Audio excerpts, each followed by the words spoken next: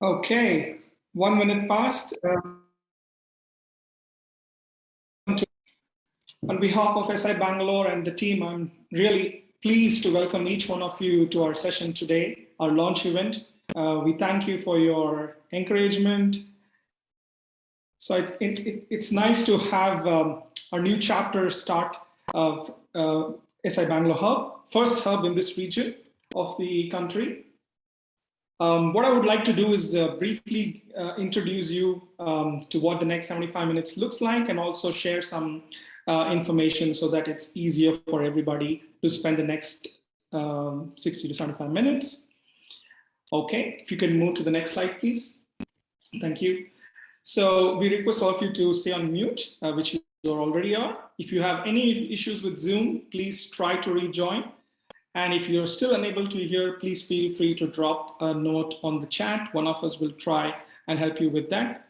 As a last option, feel free to raise your hand on Zoom. As I said, the next 75 minutes, we will have an interactive session. We will make sure that you have enough time to interact with our guest speakers. We will have some quick polls, and if possible, briefly discuss the results.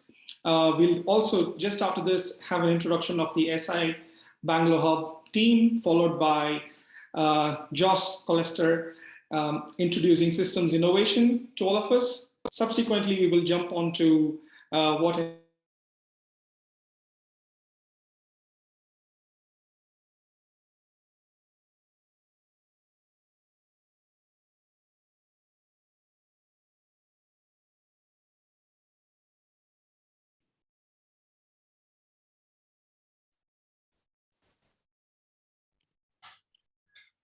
Did we just lose Prasanna? I am back. Can you hear me? Yes, you are. Yes, welcome back, Prasanna. Go ahead, please. Okay, thank you.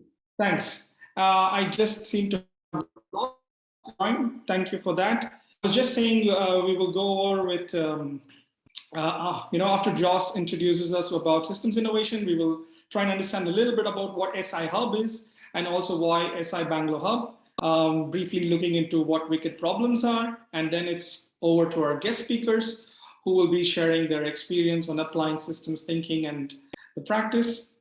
Followed by, we will have breakout rooms where you can get to know about more about each other who's participating in this event, and also feel free to bring anything. And subsequent to that, discuss a few steps. All right, please move to the next slide. Yeah, thank you. That's it.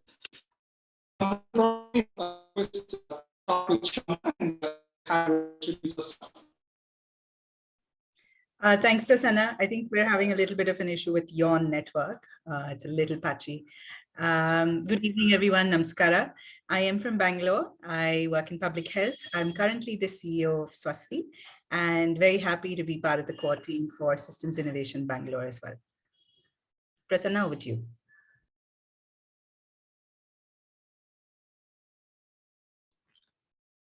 I guess Prasanna has talked out. Let me introduce myself. I'm Suresh. I'm an engineer. I warmly welcome you all for today's event. I'm personally on a mission to address the challenge of global warming. And in this mission, in this pursuit, I came across systems thinking and its applications, and eventually learned about systems innovation. So today, I'm happy to hear from two fantastic speakers who are actually practicing systems thinking, and let's also discuss among ourselves how we can practice it today in the future as well. And yeah, happy to welcome you all with the team, and over to you, Rama. Yeah, hello everyone. I work with Quest Alliance. We are into education, and I'm here as to make a systems change in the whole education sector, and very much interested in how innovations could be done in that field. And that brings me here, and I'm very proud and glad to be part of the core team at the SI Bangalore Hub with the Systems Innovation Network.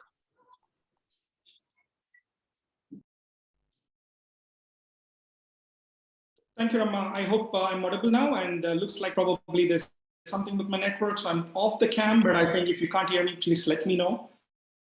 And I also will probably briefly introduce myself, having a round completed with the Bangalore team. Myself, Prasanna Avanan. I work with Limendo. I'm a managing partner here. And Limendo enables business innovation for small and medium businesses. And we do this through the help of our data science and data practice. Professionally, I'm a multidisciplinarian with a background in financial risk management and computer science engineering. Thank you. I'd like to move on, and if we can go to our next slide. Just to give you an introduction, we'd really like to understand where you all are joining us from. So if you are using a mobile device, you can use the QR code, or we're happy to publish this link on the chat. You can use that to vote, and we will keep you, we will try to give you a minute for that, and we'll discuss the result as we go through.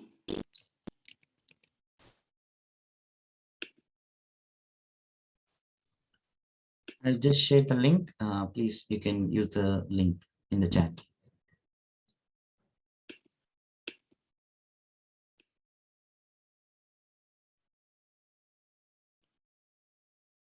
I'll give it another 30 seconds. It's nice. I'm seeing Bangalore, Mumbai, New York City, Birmingham, Australia, Edinburgh, Cape Town. I'm sorry that I'm not able to share my screen right away, but I think it's lovely to know. Thank you all for joining and being here with us on our launch event.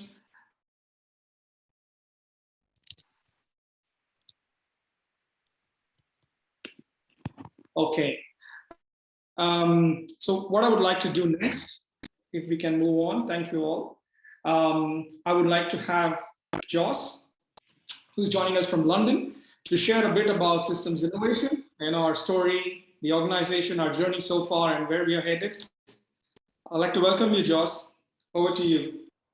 Great. Thank you very much, Prasanna. Great to be here with everyone today and see this happening. Here, for me, is not Bangalore. It's London. But very excited about first hub in southern India. I know there's a lot of interesting stuff going on there. I've just spent a couple of days in Bangalore, a week or so in the countryside nearby. So yeah, really interesting area. I think it's kind of a cosmos of a whole pile of things going on, and excited to have a hub there and see what we can do in terms of bringing together different areas and different people working around systems change and systems innovation, and see if we can work together and learn together and co-create, see what we can do together. But yeah, as Prasanna was saying, I'll say a little bit about systems innovation, which I actually set up about 6-7 years ago. So we started out, Complexity Labs was our name, actually. We started out teaching people a lot about systems thinking and complexity theory. So an e-learning website, maybe you've seen some of those videos. Actually, India is one of our biggest kind of user base for the video content. So I've spent a lot of time teaching people about systems thinking. And that's a lot of what we do, right? Education. But more recently, about 3 years ago, we started to move more into the area of systems change. How do we actually apply these ideas towards making kind of meaningful, impactful, and important changes happen in the world, instead of talking about systems, but how do you actually bring people together and try and help them to make those changes? Because it's quite easy just to sit there talking for the rest of your life whilst the world's kind of falling to bits around you. So that was the idea. And over the past 3 years, have really been trying to build a community, seeing ourselves as more of a community and trying to build that community. So we're about 10,000 members on the website at the moment, kind of spread around the world. A lot in India, Southeast Asia, but predominantly in Europe and North America. So it's about 15 of these hubs that we're talking about today. And the video is watched by about 1 million people every year. So it's great to have kind of made a little dent in the side of the universe when it comes to helping people understand systems thinking and all these ideas. Yeah, maybe we can move to the next slide. So yeah, these are the hubs that we're talking about today. And we started this about 18 months ago. I've been actually working almost full time on setting hubs up ever since, and it's been quite a crash course. Actually, it's good to see some of the other hub representatives here, like Arsene from Cape Town. But we've been developing hubs and learning and making lots of mistakes, and it's been quite a crash course. There's about 15 at the moment, as mentioned. There's 5 more starting next year, and that's kind of what the map looks like at this stage. So what is a hub? These are local spaces for people to get together to both learn and apply the ideas of systems innovation. I think both aspects are really important. It's kind of this idea of action learning. You got to learn as you're doing something, learn in practice. Innovation and systems change is not a theoretical subject. It's an applied subject. And but even though there's a lot of kind of application that needs to take place, there's also a lot of learning that needs to take place. So the hubs is kind of a lab or a space for people to learn and apply these ideas together in a lot of different areas. Representative of our community, it's a very broad user base in terms of all the different areas. Yeah, so that's what a hub is. I'm going to let Prasanna say a bit about what this might look like in the context of Bangalore. Thank you very much, and look forward to the rest of the event and hearing from our speakers. Yeah, back to you, Prasanna. Thank you very much, Joss. I really like the way you call it. It's like a lab. You're referencing hubs to labs, and that's nice. Right, I think so. We're here at trying to ask why SI Bangalore Hub, why now? I think the answer to that is, we actually spent some time trying to understand this, and we genuinely believe that there are several sources for knowledge, but there are very few spaces where you can apply it and learn together and co-create. So that is one of the thought processes behind SI Bangalore Hub, as being a force for good. We have this huge opportunity to educate and inspire local communities and institutions who are involved in tackling complex problems or wicked problems. And ultimately, it's all about harnessing the power of people.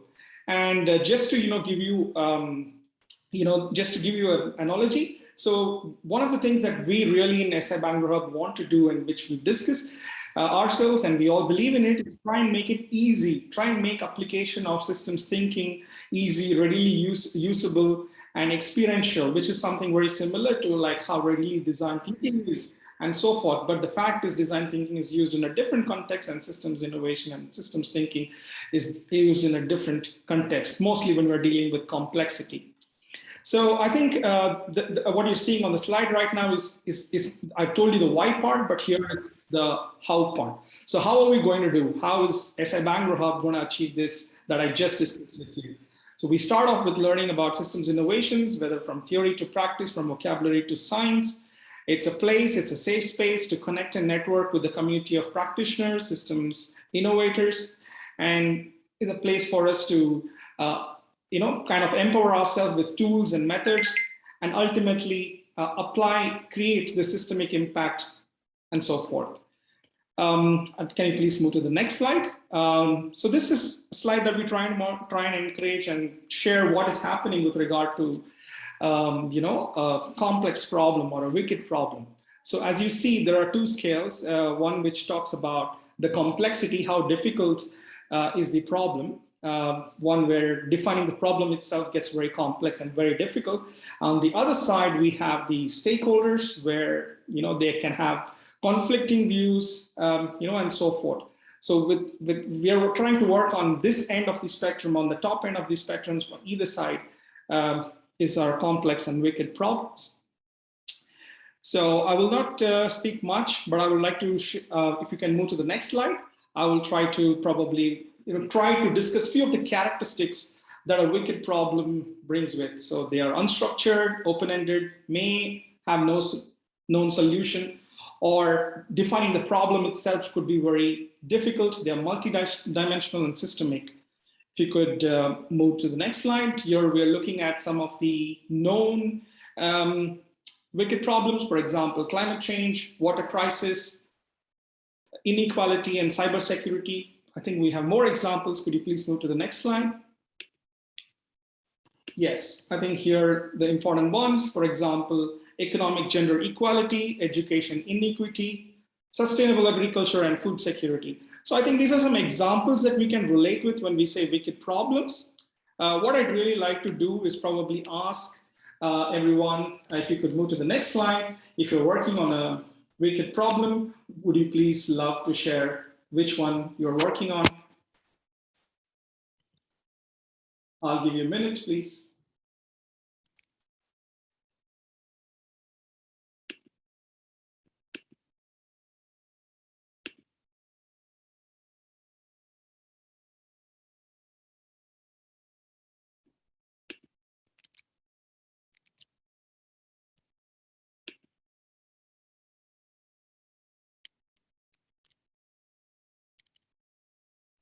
Yes, the link is coming on the chat, everyone. Suresh is just putting it on the chat, and you should have it on the chat now.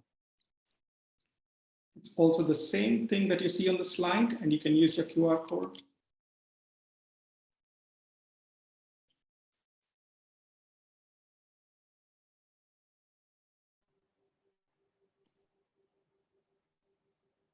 I think you need to move to the next slide, Prasanna. Oh, yes, the poll is still showing the previous one.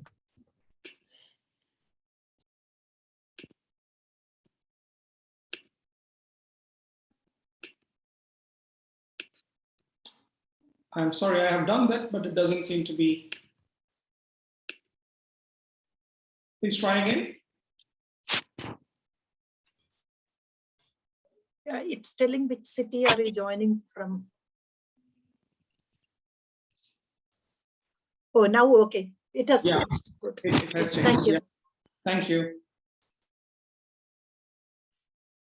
Nice. Thanks, everyone. Thank you all. I think we are seeing an even spread across climate change, education, healthcare, sustainable agriculture, none for urban planning. That's interesting to know. And more on others. Yeah. I'll probably give another 20 seconds more and then we can jump off.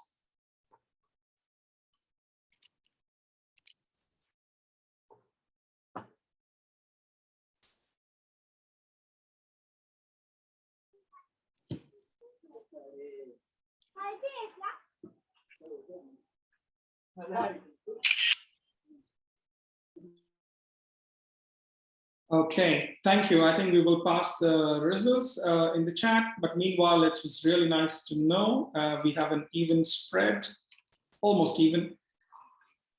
So moving on, what I would like to do next is I would like to give you a brief overview of systems innovation.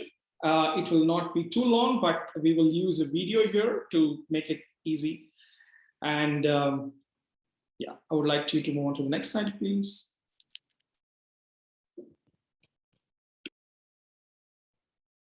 I hope everybody can see the screen. We're just going to get the video started. Yes. The term systems innovation has become popular in the past decades, but the term is often left as somewhat vague. So let's start by presenting a working definition. Systems innovation can be understood as a combination of systems thinking and the process of innovation so as to enable transformative change within a complex system. So there are three primary aspects here: systems thinking, innovation, and complex systems. Systems thinking is a way of looking at the world. It is what we call a holistic paradigm, meaning that it enables us to look at, analyze, and talk about whole systems rather than simply looking at their parts. According to the Oxford Dictionary, innovation is to make changes in something established, especially by introducing new methods, ideas, or products. A complex system is typically a large-scale system composed of many interdependent parts that are relatively autonomous. All of the large-scale systems we are interested in our economy are complex adaptive systems: food systems, energy systems, political systems, health systems, financial systems, etc. So systems innovation is about using systems thinking to enable transformative change within these complex organizations. Typically, when we talk about innovation, we think of things: some kind of a technology like a mobile phone, an electric bike, an app, or some other new product. We have got really good at creating, designing, and redesigning things. After many centuries of perfecting our industrial model, We have created a lot of things. Indeed, we might say we have created too many things. This type of innovation is focused on parts, building a better car, which is just one part in the transport system, making a better solar panel, which is just one part in an energy system, creating a better medical device, which is one part in the health system. Whereas much of our traditional thinking is focused on parts and closed forms of incremental innovation, many of the challenges we face today require a different form of change, a different form of innovation, a form of innovation that changes systems, not just parts. The world is changing in profound ways as we move from the industrial age into an age of information, globalization, and sustainability. As our industrial age systems of organization come to the end of their life cycle, we find ourselves increasingly challenged with building whole new networked systems. The real design challenges are shifting from building things to building systems. Not another house, but designing a whole smart city. Not another power plant, but a whole smart grid. Not another car, but an integrated transport service. As the social innovator Indy Johar puts it, systems thinking looks at the world in terms of connections, patterns of organization, and how the system behavior emerges out of those patterns. Systems innovation is different because it is innovation not in things, but in connections and organization. It is aimed at changing the basic structure of an organization. We are not trying to change the parts. Everything that we do in systems innovation will be about changing connections so as to realize a different form of emergent behavior and functionality within the system. This is about whole systems. We are very used to thinking of innovation as only applying to things, a self-driving car, an app, a new drone, etc. But imagine building new economies. We can actually do that today. Imagine building an economy based upon a full cost accounting system, one that does not just account for financial capital, but one that accounts for social capital and natural capital as well. That would incentivize radically different behavior. This is innovation in the institutional systems that structure human activity, and we can now do this thanks to technological developments. This kind of innovation doesn't grow your economy by an extra 1 or 2%. It actually rewrites the rules of what an economy is.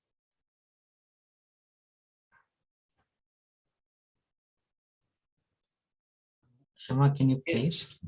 These are the kind of quantum leaps that are needed today if we want to keep pace and remain relevant, given the massive upheavals taking place in our world today. We are in a period of transition comparable only to that of the agrarian revolution or the move into the modern era.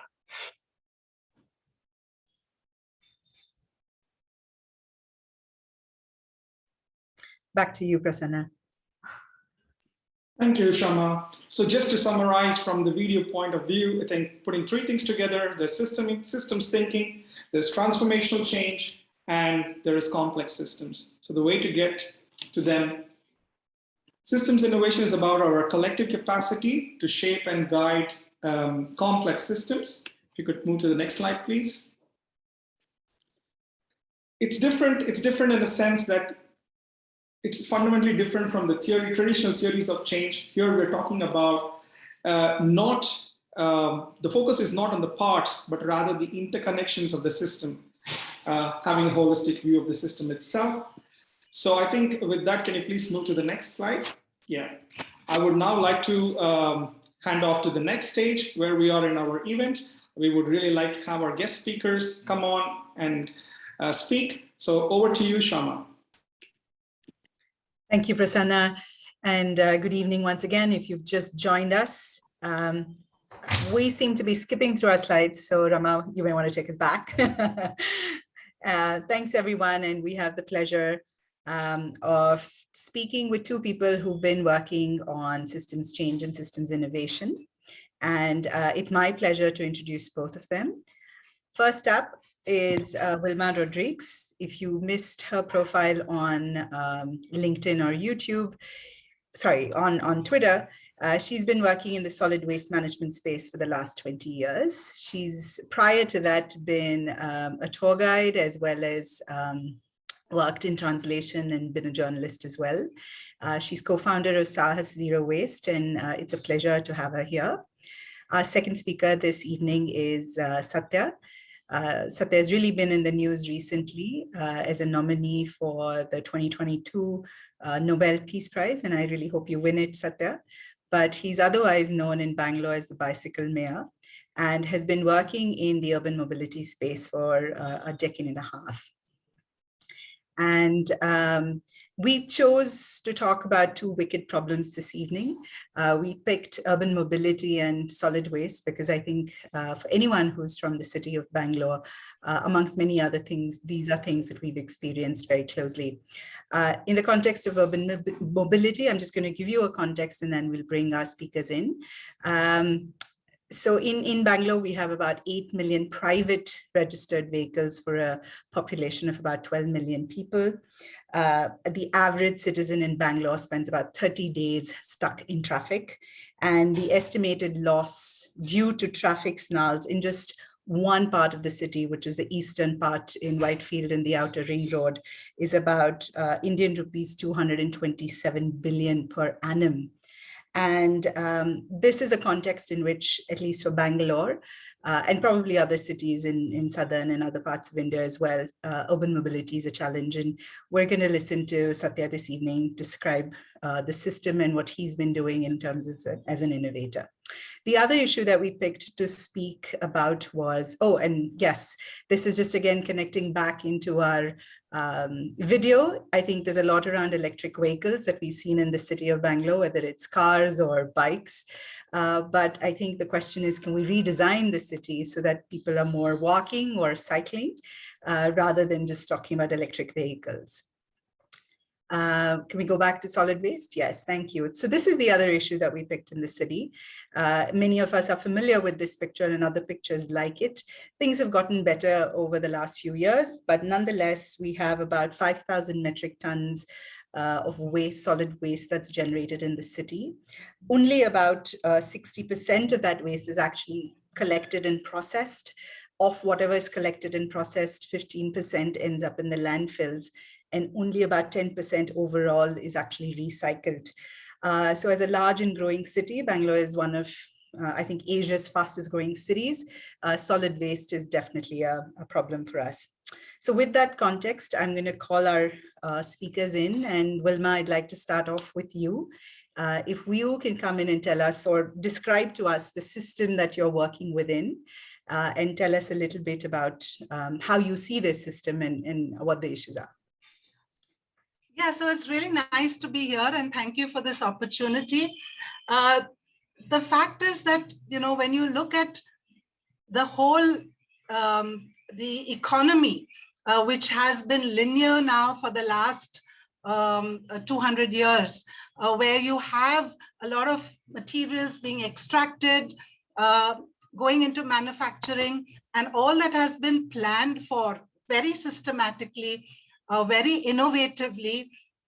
You know, you have ultimately the consumer that has benefited, and of course, industry that has profited through this whole linear system. A complex system, but well thought out, a lot of innovation in there. So now we have a problem at hand, and we all know what the problem is. At this point of time, organizations like us are saying that we have to now build a circular economy.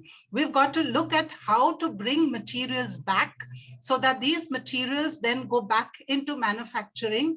And that's how you will reduce the dependence on virgin materials, and you will give back to nature through this whole system of waste management, which is the same thing as resource recovery and is an important part of the circular economy. So as we worked with first as a not-for-profit, and that was 20 years ago. But then we transitioned Saahas from a not-for-profit to a business model.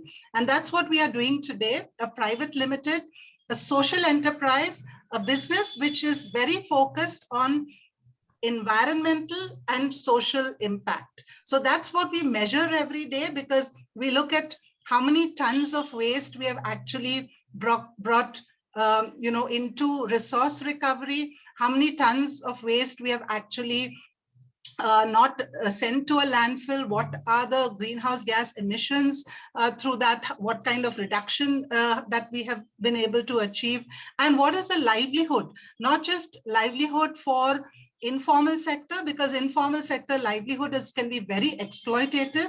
So we are looking at livelihood, which is having entrepreneurs in the system, having employees. So we have an employee base of 300, both people at the base of the pyramid as well as professionals. So through this whole system of reverse logistics and resource recovery, we hope that we will then contribute to a circular economy. And that's what we've been doing here in Bangalore and now South India, and of course now expanded across India, because we do have legislation. We do have very progressive rules and regulations and legislation that actually aligns with resource recovery. But the fact is that this legislation is not being implemented, and that's where our support and the whole business model is built around implementation of the regulation. So that's a little bit about us. And I do believe that if we've put in place so much of system thinking into manufacturing and bringing products to consumers, it should not be that difficult to now put the same thinking into reverse logistics, because that's what we ultimately want. We want an environment, and we want we want to get out of the problems around the environment that we are currently faced with. Thank you very much, Wilma. And I'm going to follow up with another question, but we'll do that once we bring Sathya into the conversation as well. So give me a minute. And I think anybody who has questions in the audience, please feel free to put it on chat, and I will bring that into the conversation. Sathya, moving on to you, can you describe to us, I think we see traffic and that's what we assume is urban mobility, but describe to us the system that you're working within. Yeah, I mean, traffic is one thing, like waste we all face every day when you get out of the road, right? You can't buy, I always say you can buy your way out of water and electricity, but you can't buy your way out of traffic. Get out of the house and you have to face it like everybody else. So there is equity in trouble, and there is you're just as likely to face the same problems as everybody else. But here's the challenge in if you put on a systems thinking hat, right? What is this system and how are we grappling with it, right? We fundamentally in a democratic, typically in a democratic country, you have these three pillars: state, market, and society. These are the actors that broadly play their roles. And in this, the market has its own ecosystem, right? You have business ecosystem orchestrators, and then you have contributors in all of these things. That is an ocean in itself. And then you step up and say, there is the government as an entity. It is not monolithic. Different actors have different incentives to play.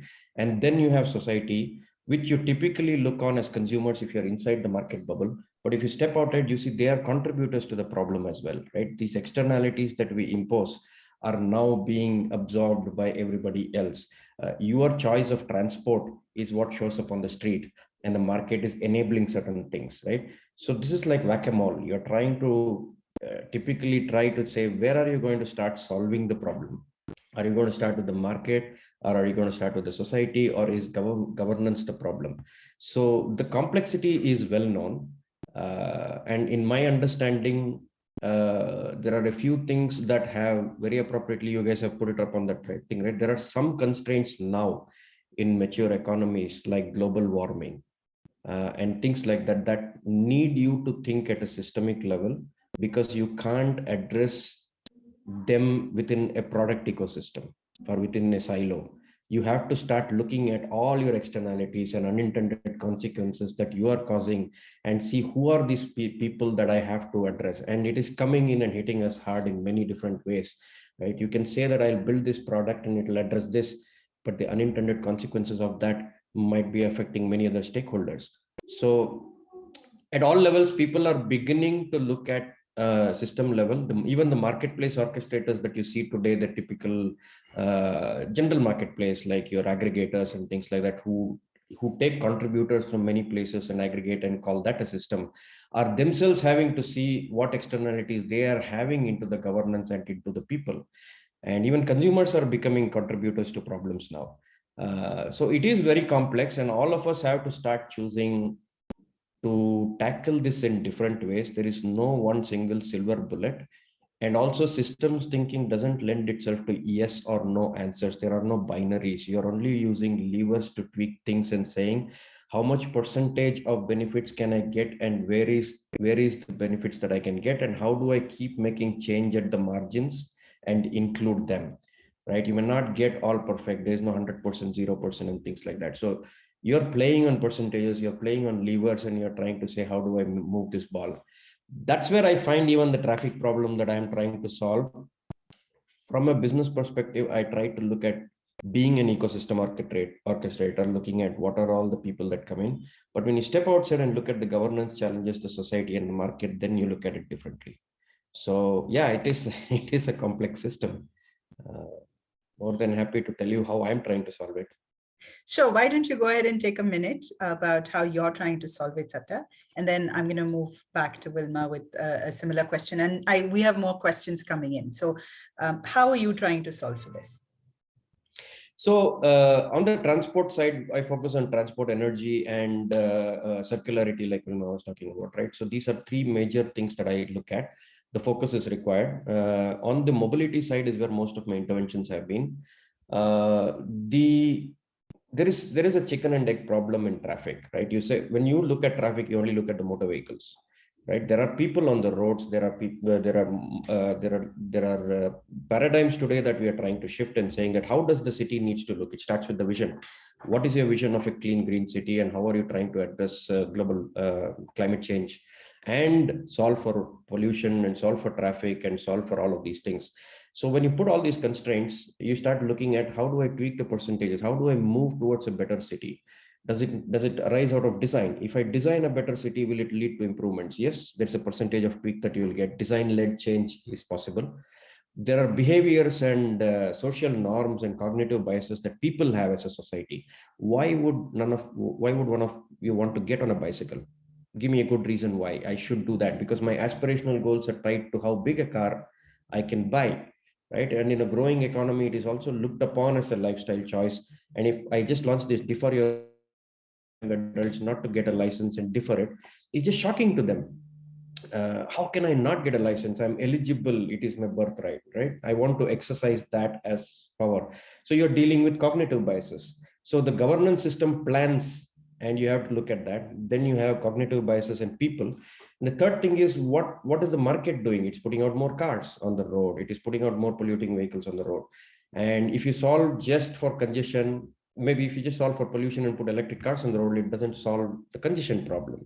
And there are efficiencies that you have to look at with the given set of resources that you have. Are cars the most efficient solution for the city? Can you move a 12 million people, which is, I'm sure in the next 10 years is going to be 25 million people. It is not going to be any less than that. It might sound shocking to you, but that's the densities we are looking at. With population growing like that, how are you going to solve that problem from a market perspective? Consumption, right? This is how I am trying to look at it and solving for small things. It's just too many things I'm trying to solve. It will take you very long. Thank you, Sathya. No, it just gives everybody an idea, I think, of when we talk about wicked problems and the complexity, what you are grappling with when it comes to urban mobility. Wilma and Sathya, there are questions for you on the chat if you want to take a look at that, and I'll throw one or two of them at you when we come back. But I'm going to go back to Wilma. Wilma, do you want to sort of describe how you're handling the resource recovery? Because I think that was one of the questions. And what does it look like for the consumer was one of the questions, right?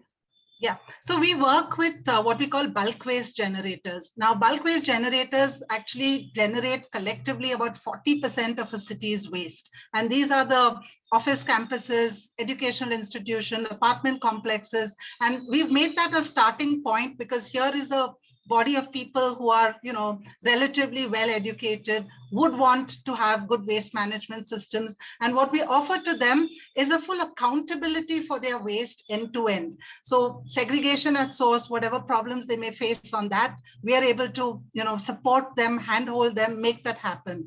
And then, of course, it's very important for us to go into the next step, which is making sure that that waste is collected in a segregated manner. And we enable that to happen. We have our own teams that, also do collection. And then there's the processing, because there is a first level of processing, which is a further level of sorting, so that you're actually sorting so that all different types of waste streams can go to different end destinations in terms of recycling, in terms of processing. So we have put in place technologies also for tracking, monitoring, making sure there is, the proper end destinations that have been thought out, which are the best that are currently available for recycling or for co-processing. And we are able to make this happen because our business model is that there is a revenue from sale of this waste to the recycler, but our customers have to pay us a service fee. And that is something which is quite unusual in India, but much, much required, because without a service fee, you will not be able to comply to labor laws. You will not be able to pay minimum wages to the people that work with waste. And you will not be able to account for about 50–60% of waste, which is what we call low-grade waste, which has no economic value unless people pay for the collection, transportation, aggregation to a recycler. So, currently we manage about 100 tons of waste per day. But imagine the kind of, changes we can bring if people would just accept that they have to pay as a polluter, as a consumer, you have to pay for waste management services. So if we would be able to convince, people like the facility management teams in office complexes, procurement teams in large IT companies just don't understand waste management. So, we would be able, because we've worked on this for quite a few years now. And so whilst we have systems in place, people have to now adopt these systems, embrace these systems, understand that if you want less waste out there in our common spaces, then we have to participate and we have to make those first steps. But that's what we've done all these years. And I think, there's a lot of opportunity ahead, and I look forward to perhaps, the audience like this to be supportive of us so that we can kind of engage with them and also provide our services so that we can expand substantially. Thank you, Wilma. And I want to bring up a question. I see this thread on the chat, and this is something that Sathya talked about when he was talking about cars. And I think John in the audience brought this up as well, right? A lot of the production is driven, for many of us, at least in the city, is about you've arrived if you're consuming a lot, right? Your big car signals that you're successful. The kind of consumption pattern is also sort of led by that. And so what is the driver for a circular economy? How do we, I think if you produce less waste, the whole issue is the scale changes completely, right? And the way we have to think about is different itself. So what needs to change? And maybe if you also want to talk about, I think the Samaj Sarkar Bazaar piece that we're so used to hearing about in Indian policy, and Sathya mentioned this again. I think you're working with large waste creators, but what needs to change in each of these three, perhaps? So first of all, generally, if there is an acceptance that, we cannot continue to use virgin materials indiscriminately. So we need to make sure that materials at end of life don't go into a landfill, but there is that resource recovery process so that there is materials that go back into manufacturing. And today, when you look at the plastic waste management rules, it is now getting mandated that in the next 5 years, 30% of plastic made for packaging, not food, but for other packaging, will have what we call recycled content. So that much less virgin material will be good. But that is also not good enough because we have already delayed the whole process of moving towards circularity. So it is just not good enough. And I think collectively we have to push for 100% closed loop recycling so that there is less use of virgin materials. It is going to be expensive at this point of time, but that should not deter us, because finally, when you look at the benefits of the environment benefits and the social benefits in terms of less inequalities, definitely there is a need for us to invest more in these kind of systems. So there was a question about e-waste. Yes, there is good e-waste recycling happening across the country. But if you look at the recyclers, their main problem is where are the materials? The materials go in wrong directions simply because as consumers, we don't want to give up that little bit of money that we get. It's, it's something that perhaps creates a little bit of excitement, momentary excitement, but we may invest in a phone which costs a lot of money, but at end of life, we still want that 200, 500 rupees back instead of giving it out to the right channel so that it will get properly recycled at the right destination. So the biggest wicked problem is our behavior in terms of consumers, where we say we want a clean environment, but we are not committing to that environment in terms of our own behavior change. Thank you very much, Wilma. And I think you answered Gayatri's question as well, which was about, do you think the end consumer is aware of the actions, and is the education sort of adequate, right? And I think what you're saying is that it's not. I'm going to move back to Sathya. And Sathya, there was quite a bit of conversation on the chat about, the mobility issues and the fact that cities were never designed for this kind of mobility, right? And I think there's resonance on the fact that owning a car is a status symbol, or being able, taking that versus public transport. There's just that kind of thing. But I thought Minnie's point of, can there be a tax rebate? And are you aware of these other kinds of efforts that are being made to actually, like we talked about in the video, dissolve the problem versus just looking at, if we somehow incentivized not having your vehicles or change status? I think talk about what else you're seeing that's happening on this. Sure. I'm sorry about the noise. Somebody decided to play loud music on the streets, but that's a typical Bangalore problem. It could be even the traffic noise or the dogs. So please bear with me. But again, like I said, we are trying to have different things. One of the things is behavior change is something that we are constantly looking at, because citizens are also creators of this externality. Their choices that they make, because the transport is personal. When you step out the door, you can make a choice. You can either walk, you can lay your hands on a bicycle, you can take a two-wheeler, or you can do. So when you make these choices, the enormity of that is not known to you, right? I'm just another guy who are going to make this choice, and somebody else will take care of the problem. You are not able to quantify the real effects of what you think it is.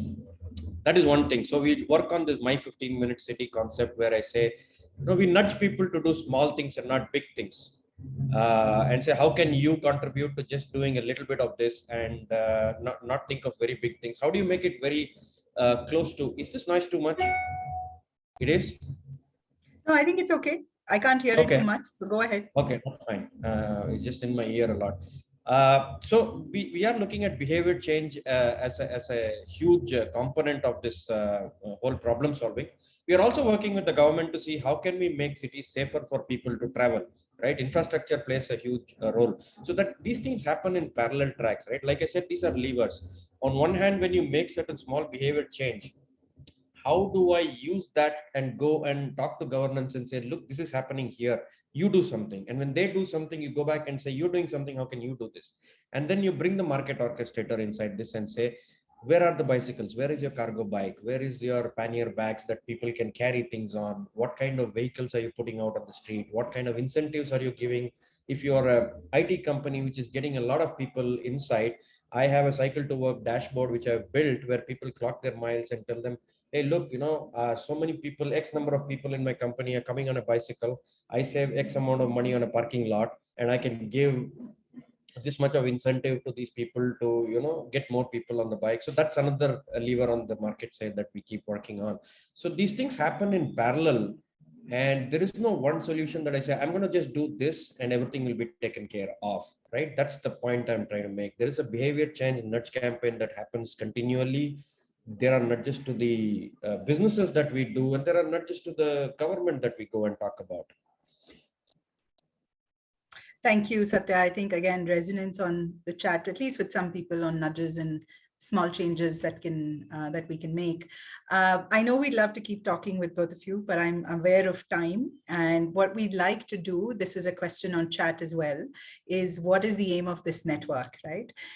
For those of us who missed out, I think what we're trying to do is, like Sathya and Wilma have just told us, the problems, and these are just two of the many problems that we're all sort of facing across our cities, our country, our world. How do we actually take a systems thinking approach, a systems innovation approach to try and dissolve some of these problems? And as the Bangalore hub, we're looking at this region, at least in southern India, and saying, how do we create a community that learns about systems thinking and then actually gets to working with all of us? And just look at the people in this room who are interested on this these issues, and how do we then connect and hopefully collaborate to actually try and do some application and problem solving. That's the whole idea, and that's why we wanted to get this conversation going. So Wilma and Sathya, thank you so much for joining us. I know clear answers are going to emerge, but I'm hoping we can create a community here to think with you, work with you, and sort of collaborate and try and come up with other ways that we can sort of solve for the many wicked problems that we have on hand. What we are going to do is not stop the conversation here. We're going to go into breakout rooms right after. Wilma and Sathya are staying with us. So some of you will get to meet either Sathya or Wilma or Joss in the breakout rooms. I'm going to ask for a few minutes as you all get transported into breakout rooms. In the breakout rooms, we'd like for you to take time to introduce yourselves to each other and tell us your interest in systems thinking, systems practice, what you'd like to get out of this. And like I said before, we're trying to create a community, and we can't create a community if we don't know who's around us. And that's really what we'd like to do, get to know you better in the breakout rooms, and then we'll bring you back. So just hold on as you get transported into the breakout rooms.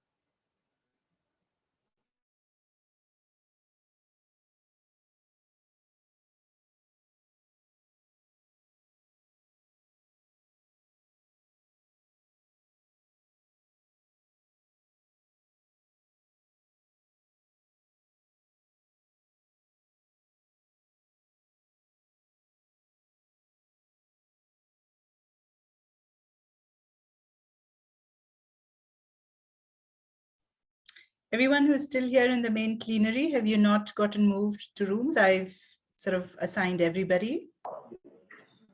Which room should I go to? Oh, sorry, you were going to be in room 2. Okay, yeah, I'm the Are you host here, so I guess it's okay, isn't it?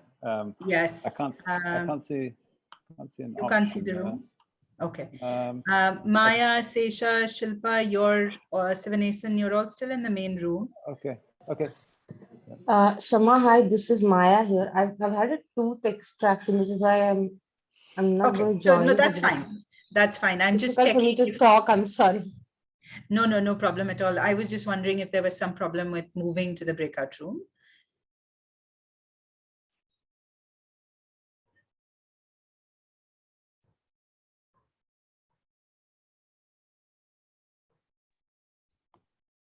Maya, I suggest you can go to the room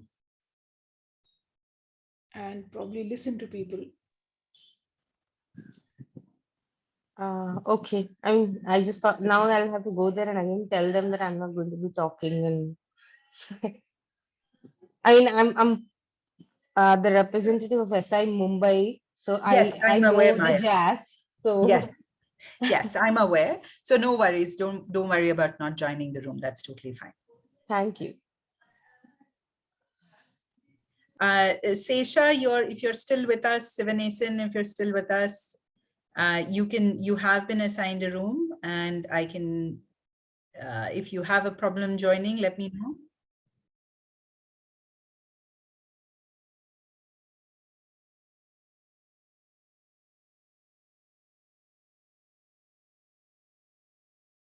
Anil, welcome back.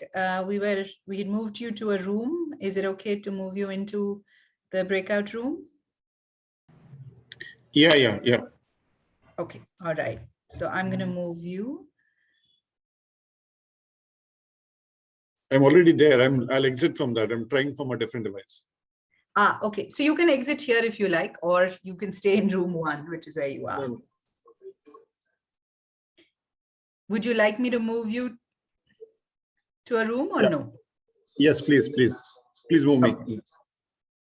All right. I have done that. Important aspect of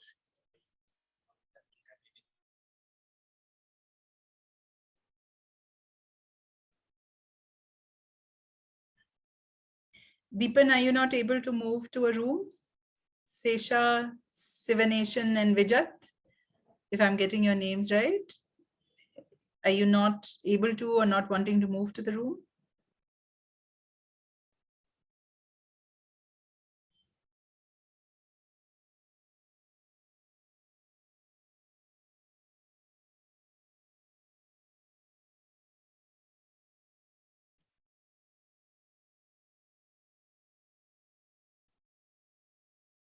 So Rama, since you haven't joined the room, I'm gonna try and move myself into one of the rooms and see how it's going.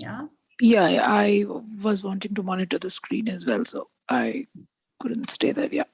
No problem. I'm gonna try and see if I can't seem to move myself. So that's it. You can't.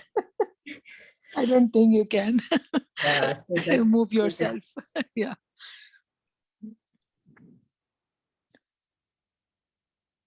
I'll see if I can move you into a room.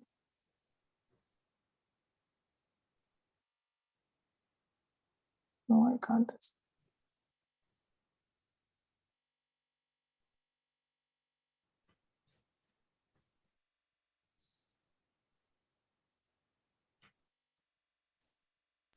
I just want to take a minute to congratulate both of you on the launch of the Bangalore hub. Thank you so much, Maya. Yeah. We have much to learn from you. Yeah, thanks, Maya. No, actually, I think we are also, we met in the Catalyst India chapter. So I think it's a small world. Oh, it's and a very small world in India. Yeah. We just need India is a very small world. That's I mean, great. I think we'll probably, I was happy thinking that we can take the learnings to Catalyst, because I've not been able to think of how, but then now that you are there, we can be co-conspirators in doing that. So I was happy. Absolutely. And I have been talking to many of the other people in the SI hubs. So Yan from the Singapore hub, for example, is also part of Catalyst 2030. And Arsene and Linda from Cape Town are also now part of 2030. And nice. Joss, of course, knows about Catalyst 2030. And so I have been talking about it, and actually I'm also part of the systems learning, well, at least not active, but still following the systems learning working group at Catalyst 2030. So trying to make connects there and see what learning opportunities are possible, sharing and all of that sort of thing. And I have mentioned that to Joss. So yeah, it'll be good to figure out with you what more we can do, for sure. Yeah, looking forward. So the next time I'm in Mumbai, Maya, we should meet. Yeah. Yes, definitely. Or when I am in Bangalore. I'm already going to Mumbai. When is that? Because I'm going to travel to Rajasthan. So I am coming on 6th or 7th. No, in January. So I am coming for the 7th, that 8th, 9th weekend or something. I'm there for that time. So let's see if we can catch up. Yes, absolutely. Yeah, and my doctor has told me not to go on yapping, so I'm going to shut my mouth now. Yes. So let us talk. So we bring everyone back in 5 minutes, you think, Rama? There's still time, I guess. Let's give them more time. Or maybe you can drop a message to the breakout rooms. Yeah, that's what I was going to say. 5 more minutes. 5. Yeah, because 7:15 we have to wrap up, no? So I guess 7:10 is good. Or if we want somebody to share back from the rooms. Yeah, so it'll be good. Yeah, in that case for 5. Then in case, 5 minutes will be good. Not 5, 4, I guess now.